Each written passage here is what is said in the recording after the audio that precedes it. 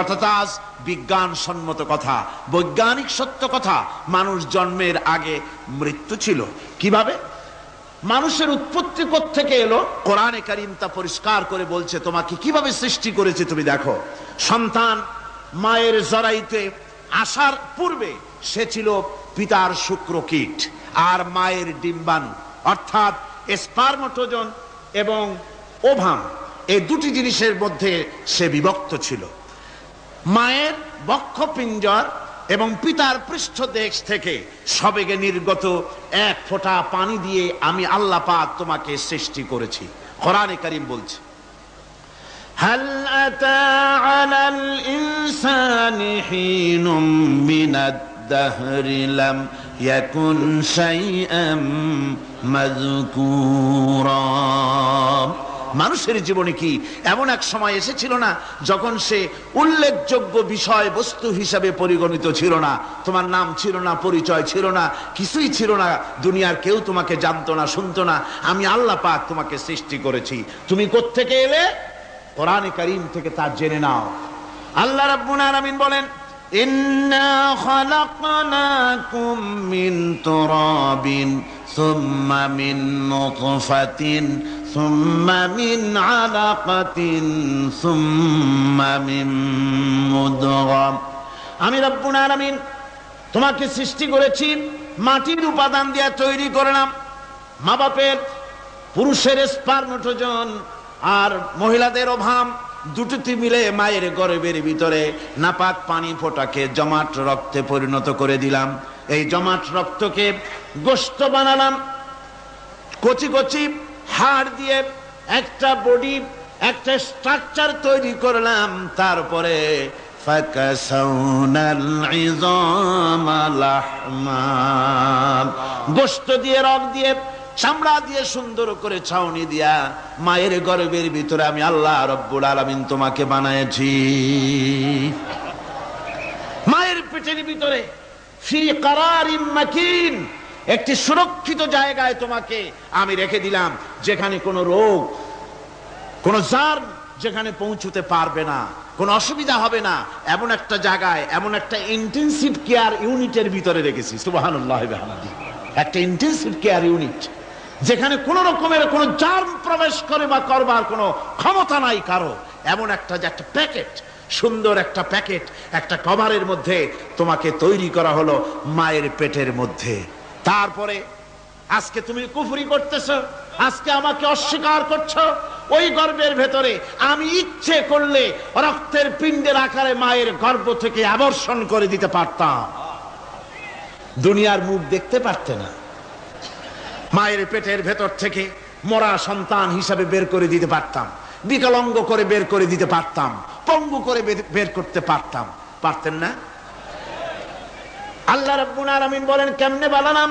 খালাকাল ইনসান, মানুষ আমি সৃষ্টি করেছি মায়ের পেটের ভিতরে বসে। যখন ক্ষুধার উদ্রেক হলো, রুহু যখন এসে গেল, ক্ষুধা লাগলো, খাবারের প্রয়োজন হলো, আমি কেমনে খাওয়ালাম? দুনিয়ার কোন মা বাপ, কোন নেতা, কোন ডাক্তার, কোন চিকিৎসা বিজ্ঞানী মায়ের পেটের সন্তানের খাবার সরবরাহ করতে পারে না। আল্লাহ পাক বলেন, তুমি কি খাবে? ব্যবস্থা আমি করেছি।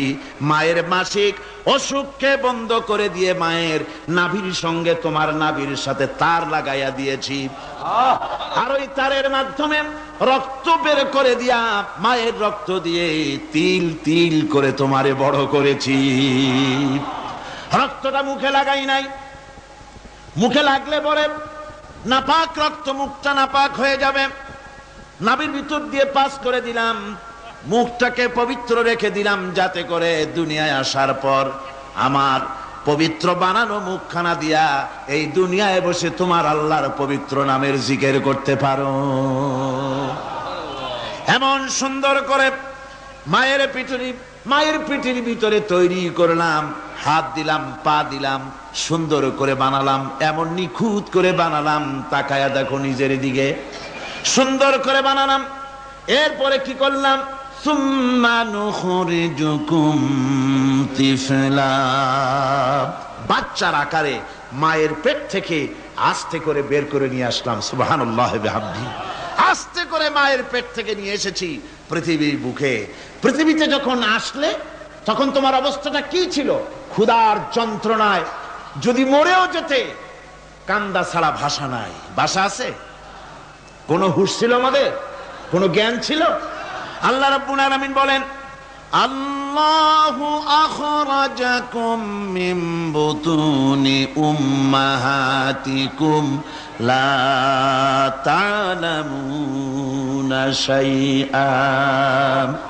মায়ের গর্ভ থেকে এমন অবস্থায় বের করে এনেছি যখন তোমার কোনো হুঁশ নাই, জ্ঞান নাই, কথা বলতে পারো না, পায়খানার ভিতরে পড়ে থাকো, ট্যা ট্যা করে কান্দা ছাড়া পথ নাই, পানির পিপাসায় গলা শুকায় যায়, কান্দা ছাড়া পথ নাই, মনের তোমার মুখের কোনো ভাষা নাই কান্না ছাড়া।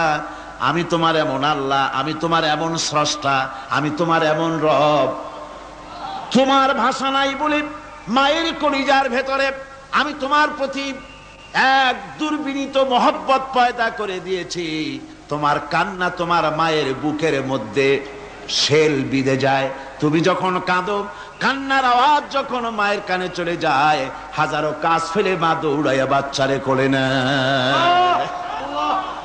কি খাবে কেউ তৈরি করে না। আল্লাহ রাব্বুল আলামিন বলে, বান্দারে, দুনিয়ায় আসার আগে তুমি কি খাবে, খাবারের বন্দোবস্ত আমি আল্লাহ করেছি, আমি এমন স্রষ্টা। তুমি দুনিয়া আসার 6 মাস আগে তোমার মায়ের বুকের ওপরে তোমার খাদ্য গরম করে আমি আল্লাহ রিজার্ভ করে রেখে দিয়েছি। সেই খাদ্য শুধু খাদ্য নয়, রোগের প্রতিষেধক, এটা ওষুধ।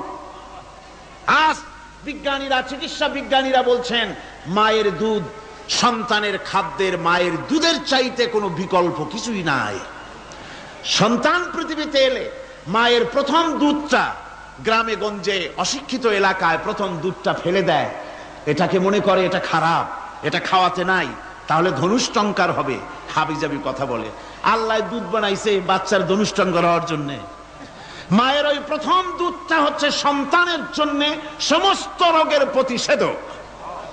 সে ছিল পেটের ভিতরে একটা কাভারের মধ্যে, ওখানে কোনো জার্ম ছিল না, কোনো রোগ জীবাণু ছিল না। ও পৃথিবীতে এসেছে যেখানে অক্সিজেনের ভেতরে জার্ম রয়েছে, বাতাসের ভিতরে জার্ম রয়েছে, যার পরিবেশটা খারাপ হয়ে আছে। মানুষের শ্বাস প্রশ্বাসে, নিঃশ্বাসে হাজারো রোগ বীজাণু জীবাণু ঘুরছে। এই রকমের একটা পৃথিবীতে এসেছে। আসার পরে কচি স্বাস্থ্য, কচি শরীর, কচি হার্ট, কচি লাংস, সেটাকে প্রতিরোধ করবে কি করে? সেজন্য আল্লাহ পাক মায়ের দুধের ভিতরে সমস্ত রোগের প্রতিষেধক দিয়ে দিয়েছেন। সুবহানাল্লাহ। আজকের বিজ্ঞানীরা তা স্বীকার করেছেন। অনেক মা তার সন্তানকে দুধ দেন না, নিজের শরীর স্বাস্থ্য ভালো রাখার চিন্তা করে বাচ্চাকে দুধ খাওয়ান না। এটা অত্যন্ত নির্মম কাজ। বাচ্চাকে দুধ খাওয়ালে বাচ্চার সাথে মায়ের মহব্বত বাড়ে। ইউরোপে, আমেরিকায় মাকে মা বলে ডাকে না, বাপকে শ্রদ্ধা করে না, সম্মান করে না। তার কারণ সেখানে মায়েরা তার সন্তানদেরকে কোলে নেয় না, সন্তানদেরকে ফিডার খাওয়ায়। আর আমি নিজের চোখে দেখেছি, মায়েরা ইউরোপে, আমেরিকায় যখন শপিং এ আসে, তখন রাস্তায় যখন আসে, তখন ওই পুশ চেয়ার গুলিতে বাচ্চাকে শোয়াইয়া বাচ্চা এভাবে পুশ চেয়ারে করে ঠেলে নিয়ে যায়, আর কুত্তার বাচ্চাগুলি কোলে করে ঘুরে বেড়ায়। কুত্তার বাচ্চা কোলে নেয়, নিজের বাচ্চা পুশ চেয়ারে করে ঠেলে। সেই জন্য মায়ের প্রতি সন্তানের মহব্বত হয় না, সন্তানেরও মায়ের প্রতি কোনো শ্রদ্ধা জাগে না। আল্লাহর কি ব্যবস্থা! মায়ের কলিজার মধ্যে মহব্বত পয়দা করে দিয়েছেন আল্লাহ পাক। মায়ের বুকের দুধের ভিতরে আল্লাহ রাব্বুল আলামিন, আল্লাহ পাক বলছেন, আমি মানুষ সৃষ্টি করেছি আর তার সমস্ত প্রয়োজন মিটিয়েছি, তার খাবারের সব প্রয়োজন মিটিয়ে দিয়েছি।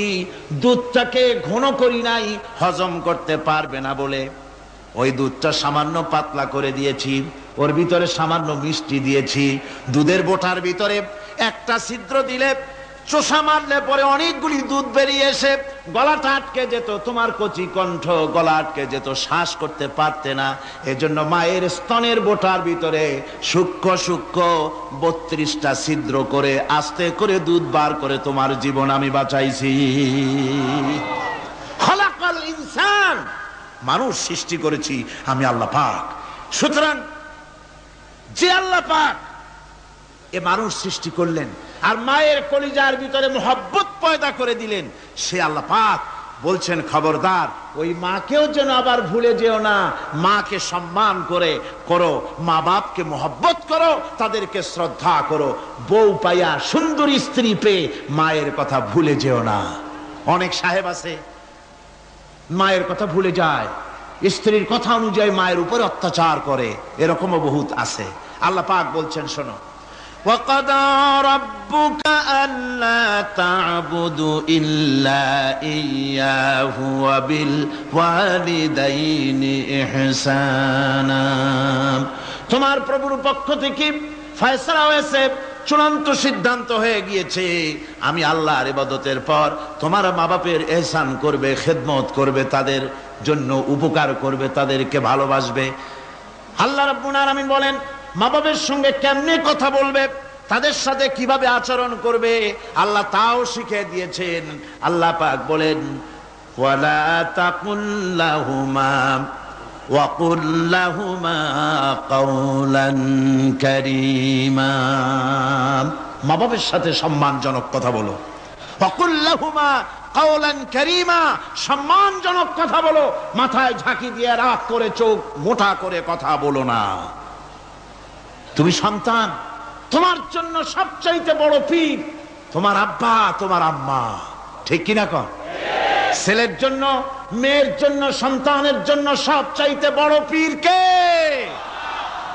বাপ মা। এটা ভালো করে মনে রাখতে হবে। আপনার মাওলানা সাহেবদের দোয়া, পীর সাহেবদের দোয়া কবুল হতেও পারে, নাও হতে পারে, 50-50 সম্ভাবনাও আছে, আবার সম্ভাবনা নাই। কিন্তু মা বাবার দোয়া কবুল হবে 100% সিউরিটি রয়েছে। রাসূলুল্লাহ বলেছেন 3 জনের দোয়া কবুল হবে, মুস্তাজাবুদ দাওয়াত। কয়জনের দোয়া কবুল হবে? আল্লাহ রাব্বুল আলামিনের হাবিব বলেন 3 জনের দোয়া কবুল হবে আল্লাহর দরবারে। তার মধ্যে একজন হলেন মাজলুম ব্যক্তি, যে ব্যক্তি অত্যাচারিত, যে ব্যক্তি মুসাফির, প্রবাসী, তার দোয়া কবুল হবে। আর মা বাপ যদি সন্তানের জন্য দোয়া করে, ওই দোয়া আল্লাহ রাব্বুল আলামিনের দরবারে মঞ্জুর হয়ে যায়। আল্লাহ রাব্বুল আলামিন মা বাপ সম্পর্কে বলেন, মা বাবের জন্য আমার কাছে দোয়া করবি বান্দারা, আমার কাছে দোয়া করবি। দোয়াটা আল্লাহ পাক শিখাচ্ছেন, রব্বিরহামহুমা কামা রব্বায়ানি সাগীরা। পড়েন সবাই, রব্বিরহামহুমা কামা রব্বায়ানি সাগীরা। একটু জিকির করেন, লা ইলাহা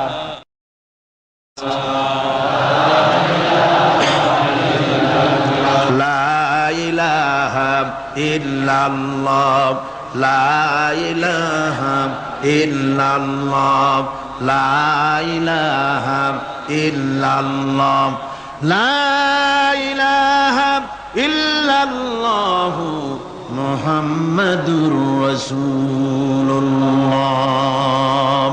আমার ভাইরা, আল্লাহ পাক শিখাচ্ছেন, বান্দা তোর মা বাপের জন্য আমার কাছে দোয়া কর। আল্লাহ রব, আয় আমার প্রভু, আমার মা বাপ যেমন ছোটবেলায় আমাকে স্নেহের কোলে লালন পালন করেছে, আয় আমার আল্লাহ তুমি আমার মা বাপকে তোমার রহমতের কোলে লালন পালন করো। আল্লাহ শিখাই দিয়েছেন। আমার ভাইরা, প্রত্যেক নামাজের পরে এই দোয়াটা ভুলে যাবেন না। ভুলে যাবেন? ভুলে যাবেন? আমার ভাইরা, আমার বোনেরা, সবাই প্রত্যেক নামাজের পরে পড়বেন, রব্বিরহামহুমা কামা রব্বায়ানি সাগীরা। এই দোয়া করতে কেউ ভুলে যাবেন না।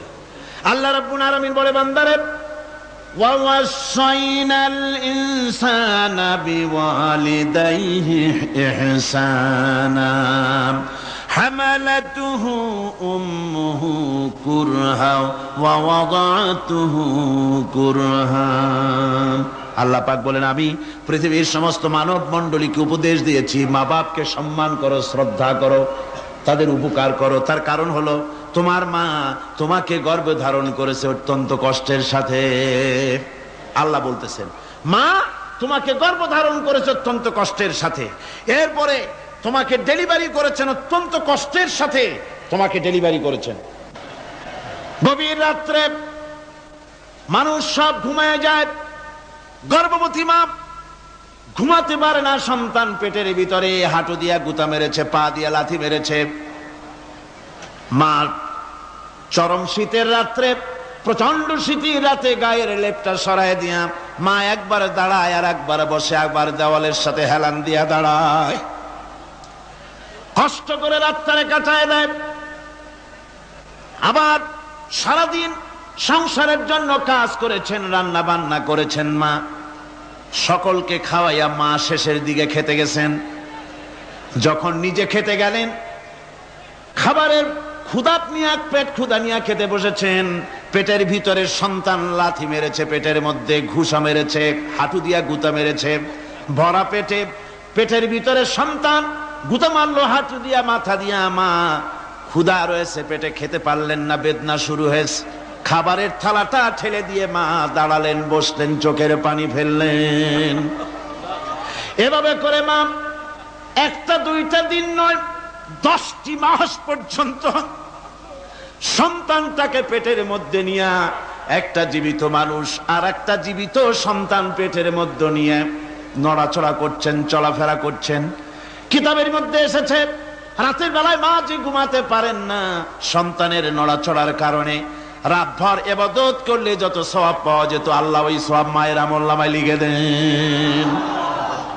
সন্তান পেটে থাকার কারণে খেতে পারে না, পেট ভরে ক্ষুধায় কষ্ট পায় মা, এই জন্যে 10 মাস ধরে রোজা রাখলে যে সওয়াব হতো আল্লাহ রাব্বুল আলামিন মায়ের আমলনামায় রোজার সওয়াব লিখে দেন। 10 মাস পুরে গেল, সন্তান ডেলিভারির সময় চলে এলো। মায়ের মন বিমর্ষ, সন্তান ডেলিভারি হবে, না জানি মরে যাই নাকি, না জানি অপারেশন লাগে নাকি, কি অবস্থা হবে। মা খেতে পারে না, মুখটা শুকায়া যায়।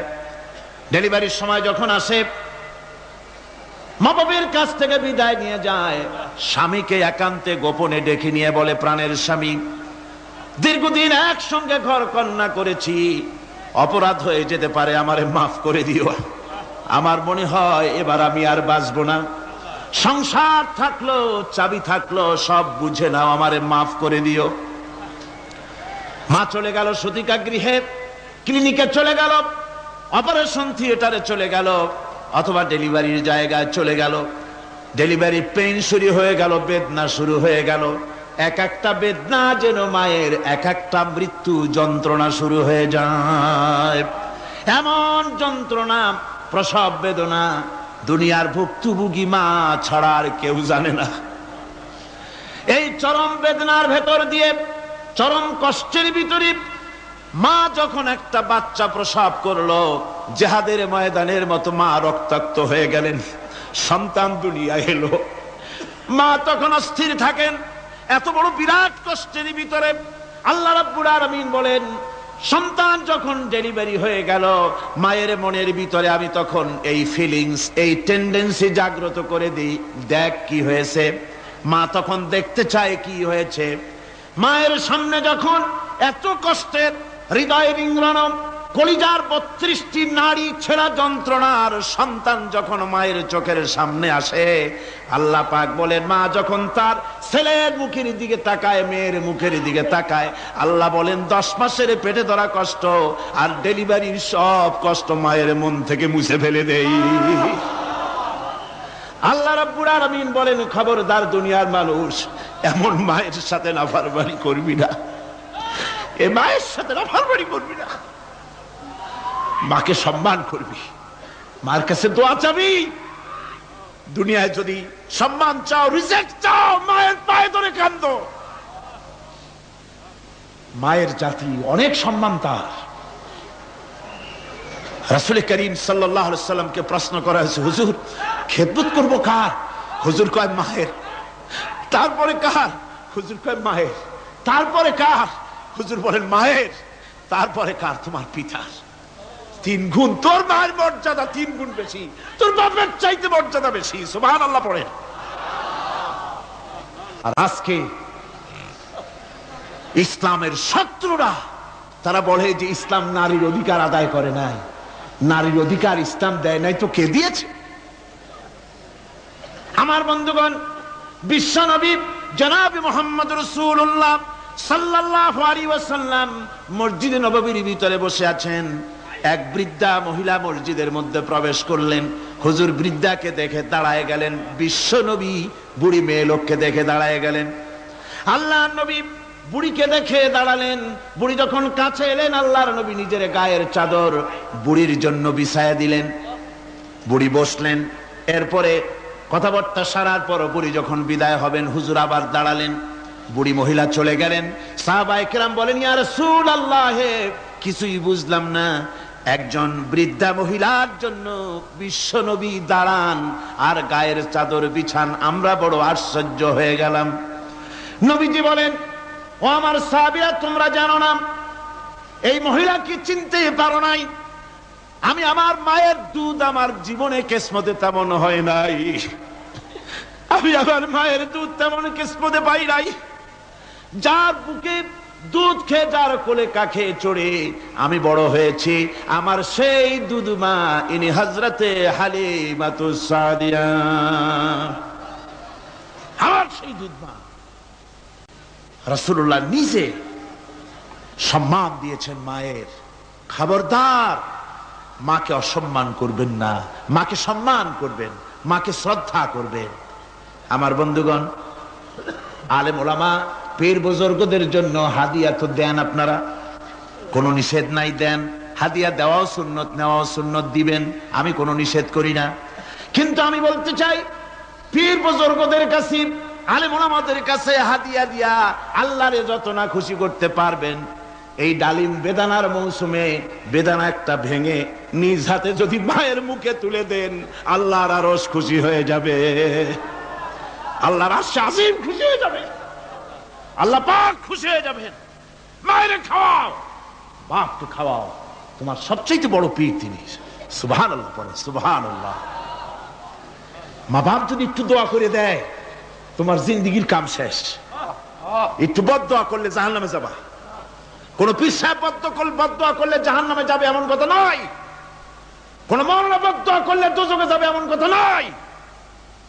রাসূল বলেছেন, হুমা জান্নাতুকা ওয়া নারুকা।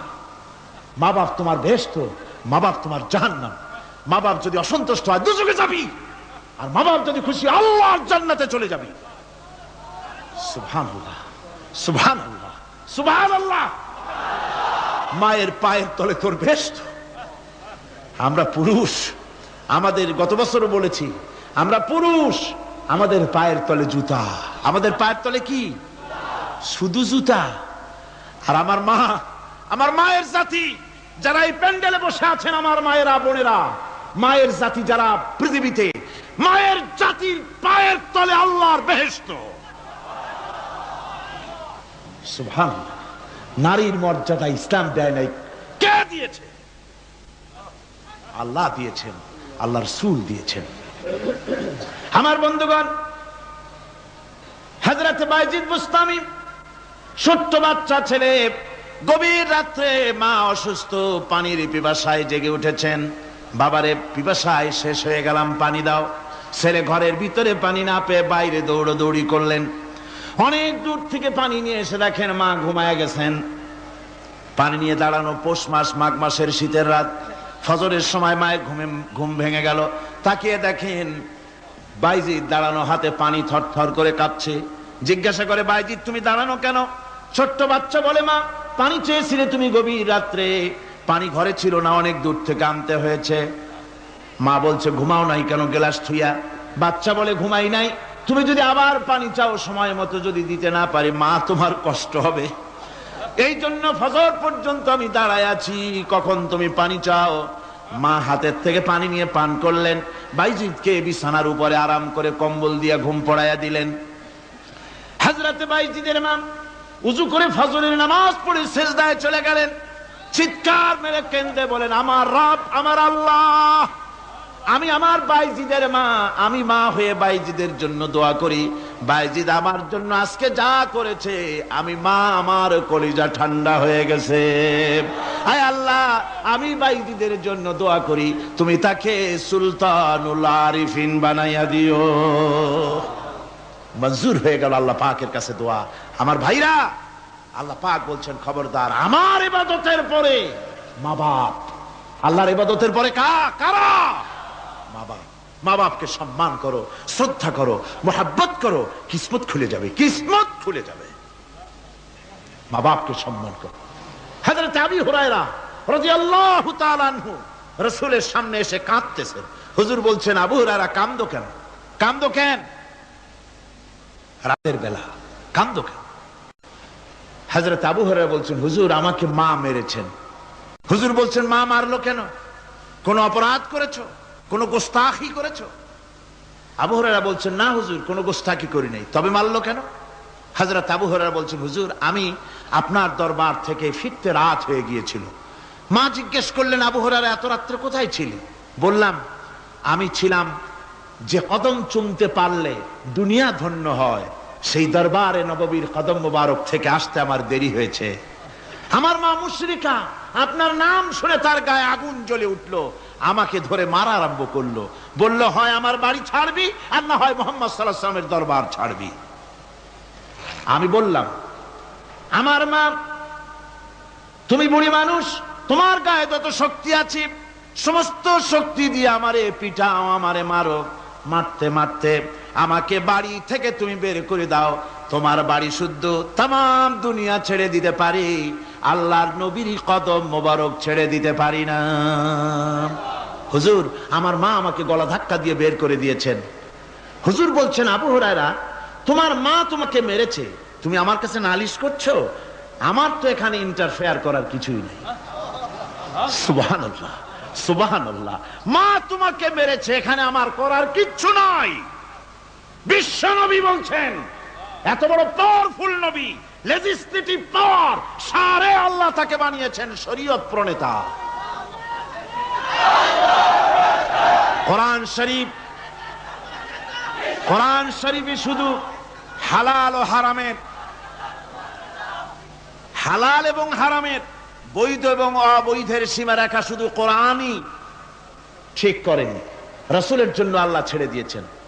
আল্লাহ রাসূলও হারাম, হালাল এবং হারামের বৈধ, বৈধতা অবৈধতার সীমারেখা নির্ধারণ করেছেন। এত বড় ক্ষমতা তার, এত বড় পাওয়ারফুল বিশ্বনবী, তিনি বলছেন মা মেরেছে, আমার করার কিছু নাই। চিন্তা করেন কত বড় কথা, এ কথার লোড কত। হযরত আবু হুরায়রা বলেন, ইয়া রাসূলুল্লাহ, মা মাকে মেরেছেন, আমি আল্লাহর নবীর কাছে মায়ের বিরুদ্ধে নালিশ করতে আসি নাই। বললেন, কেন এসেছো?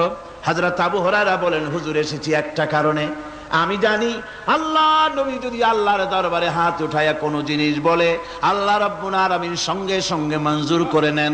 হুজুর আমি এসেছি, মেহেরবানি করে দোয়া করুন আমার মাকে যেন আল্লাহ হেদায়েত নসিব করে দেন। আল্লাহ নবী হাত উঁচু করে বললেন, আল্লাহুম্মা হিদি উম্মা আবি হুরায়রা, আয় আল্লাহ আমি দোয়া করি আবু হুরায়রার মাকে তুমি হেদায়েত নসিব করে দাও। রাসূলুল্লাহ দোয়া করছেন আর আবু হুরায়রা সমানে দৌড়াচ্ছেন। তিনি দৌড়াচ্ছেন, পিছন থেকে কয়েকজনে আবু হুরায়রার জামা টেনে ধরেছে, দৌড়ো। তাদের জানা আবু হুরায়রা খুব ভদ্রলোক মানুষ, কোন ঝড় ঝামেলার মধ্যে থাকে না, রাগ সাগ করে না, চিৎকার মারে না, দৌড় মারে না, এত ভদ্র শরীফ, দৌড়ায় কেন? না জানি কোন বিপদ বুঝি ঘটে গেছে। পিছন থেকে জামা টেনে ধরে বলে, দৌড়াও কেন? হযরত আবু হুরায়রা জামা সাহাবীর হাত থেকে ছিনায় নিয়ে বলেন, জামা ছেড়ে দাও, আমাকে দৌড়াতে দাও। আমি দৌড়াইয়া বাড়ি যে দেখতে চাই, আমি দৌড়াইয়া আগে আমার বাড়ি পৌঁছতে পারলাম না, আমি যাওয়ার আগে আমার আল্লাহর নবীর দোয়া আমার বাড়ি পৌঁছে গেছে, আমি এইটা দেখতে চাই। হযরত আবু হুরায়রা বাড়িতে গিয়ে দরজা নক করলেন, ভেতর থেকে আওয়াজ এলো, কে? হযরত আবু হুরায়রা বলেন, মা আমি তোমার আবু হুরায়রা ফিরে এসেছি। মা বলছেন, বাবা অপেক্ষা করো, দরজা খুলতেছি। হযরত আবু হুরায়রা বলেন, মায়ের গলার আওয়াজের ভিতরে শিরকিয়াতের কর্কশতা পেলাম না, মায়ের গলার আওয়াজের ভিতরে তাওহীদের গন্ধ পেলাম। আমার মনে হলো নবীজির নিক্ষিপ্ত তীর তার নিশানায় পৌঁছে গেছে। কিছুক্ষণ পর মা আমার বেরিয়ে এলেন, মাথা থেকে চুলের থেকে বুড়ি মানুষ, সাদা চুলের ভিতর থেকে পানি পড়তেছে। মা বলল, বাবারে তোমারে মারার পর আমি বড় অনুতপ্ত হয়েছি, অনুশোচনা করেছি, আমি গোসল করেছি, মনে মনে ভাবলাম আমার ছেলে তো কোনো খারাপ জায়গায় যায় নাই, কেন তারে মারলাম, আমি বড় লজ্জায় পড়েছি তোমারে মেরে। ও আমার আবু হুরায়রা, আমি গোসল করেছি, পবিত্র হয়ে গেছি, জলদি করে আমাকে নিয়ে চলো বিশ্ব নবী জনাবে মুহাম্মদুর রাসূলুল্লাহর দরবারে। হযরত আবু হুরায়রার মা ঘোষণা করলেন, আশহাদু আল্লা ইলাহা ইল্লাল্লাহু ওয়াহদাহু লা শারীকা লাহু ওয়া আশহাদু আন্না মুহাম্মাদান আবদুহু ওয়া রাসূলুহু। আমার ভাইরা, মা বাপ সবচেয়ে সম্মানের জিনিস। আল্লাহর ইবাদতের পরই মা বাপের খেদমত করতে হবে। আল্লাহ পাক বলছেন, বান্দারে দেখ, মায়ের পেট থেকে আনলাম, মায়ের বুকের মধ্যে মহব্বত পয়দা করলাম, এত মহব্বত দিলাম তোর উপরে, যে কোনো বিদেশে যান, যেখানে যান, বাড়িতে ফিরলে পরে সকলে, ছেলে মেয়ে ভাই বোন সবাই দেখবে সুটকেসে আমার জন্য আনছে কি, সবাই চিন্তা করবে আমার জন্য কি এনেছে। একমাত্র মা সন্তানের মুখের দিকে তাকাবে, কখন খাইছে সে। সুবহানাল্লাহ, সুবহানাল্লাহ, আমার বাসার মুখখানা শুকনা, তুই বুঝি আজকে কিছু খাইস নাই। বিদেশে যেসব সন্তান থাকে, মা কাটা কবুতরের মতো ছটফট করে।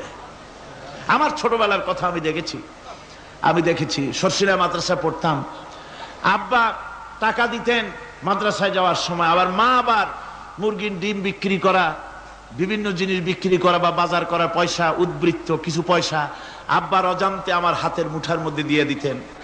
যখন মাদ্রাসার দিকে রওনা হয়েছি, পর্দার আড়াল থেকে, দরজা থেকে দেখতাম, যতক্ষণ তাকায় দেখতেছি চোখ থেকে পানি দরদর করে পড়তেছে। সুবহানাল্লাহ, মা কি জিনিস! আল্লাহ আল্লাহ আল্লাহ। বিদেশে যদি কারো সন্তান মারা যায়,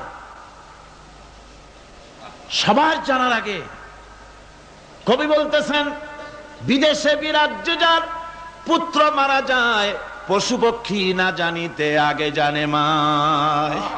মায়ের কলিজার তারে টান লেগে যায়, মা বুঝতে পারে আমার সন্তানটা নাই।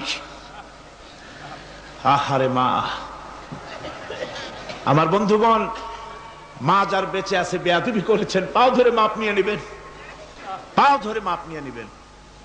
মা তো পাও ধরে দেখবেন মাফ করে দিবে। সুবহানাল্লাহ, সুবহানাল্লাহ, কত দরদ তার বুকের মধ্যে। আর মা বাপকে সম্মান করবে।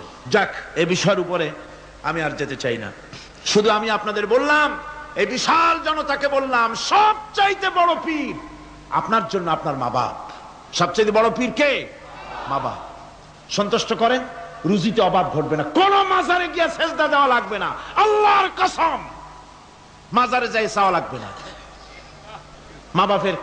মা বাপকে খেদমত করেন, মা বাপকে খুশি করেন, মা বাপকে খাওয়ান, হাদিয়া দেন, মা বাপ খুশি, রুজিতে বরকত হবে, ব্যবসায় বরকত হবে, ঋণগ্রস্ত থাকবেন না, সম্মান আল্লাহ বাড়ায় দিবেন। সুবহানাল্লাহ বিহামদি, রাসূলুল্লাহর হাদিস। এই জন্য আমি অনুরোধ করব, মা বাপকে সম্মান করবেন। বিশাল আকাশের মালিক, আমাদের হায়াতের মালিক, আমাদের মওতের মালিক, আমাদের সুখ দুঃখের মালিক, আমাদের মনিব, আমাদের রব, সর্বস্রষ্টা, সর্বশ্রেষ্ঠ মালিক মহান আল্লাহ রাব্বুল আলামিনের সামনে মাথা নিচু করে একান্ত গোলামের মতো, ভিক্ষুকের মতো, কাঙ্গালের মতো জীবনের সব দুঃখ দুর্দশা আল্লাহর কাছে বলবো। আমরা আমাদের গুনার কথা বলবো, আল্লাহর কাছে মাপ চাইবো। আল্লাহুম্মা আমিন।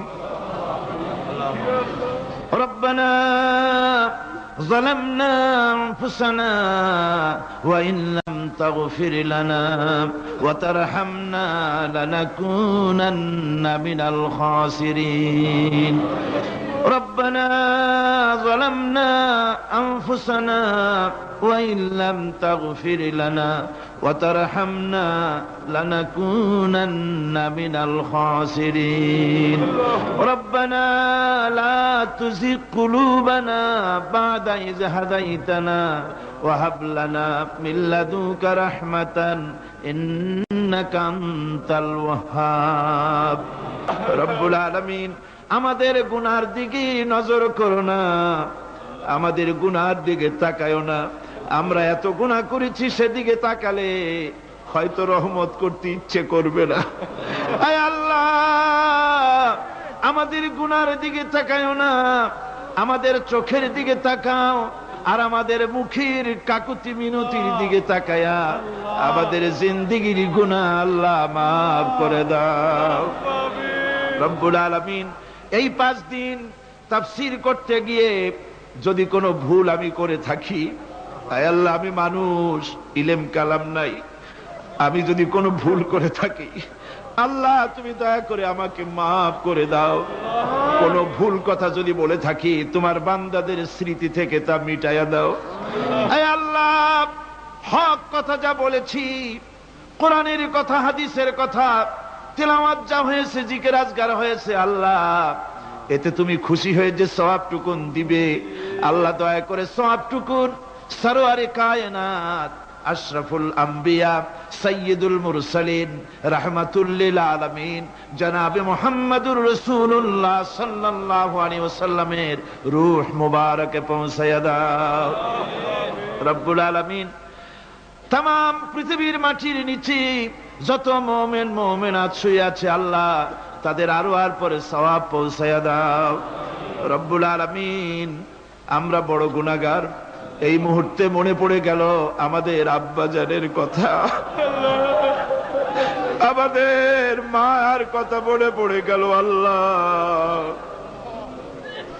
আয় আল্লাহ, আমাদের আব্বাজান যারা কবরে চলে গেছে, আমাদের জন্য কত কষ্ট করেছেন, আল্লাহ বাপজানের কবরটাকে বেহেশত বানাইয়া দাও। রব্বুল আলামিন, আব্বার কথা কি বলা যায়? আমাদের মানুষ করার জন্য কত কষ্ট করেছেন, কত মিথ্যা মামলা করেছেন, কত বাড়ি ঘর করে গেছেন আমাদের জন্য। একটা পয়সা নিয়ে যান নাই, কিছু নিয়ে যায় নাই, খালি হাতে চলে গেছে। আল্লাহ বাপজানের কবরটা বেহেশত বানাইয়া দাও। রব্বুল আলামিন, জনম দুঃখিনী মা, আমাদের মা যাদের বিদায় হয়ে গেছে, আল্লাহ বেহেশতের বাগান বানাইয়া দাও কবরটারে। আল্লাহ কবরগুলিকে জান্নাতুল ফেরদাউস বানাইয়া দাও।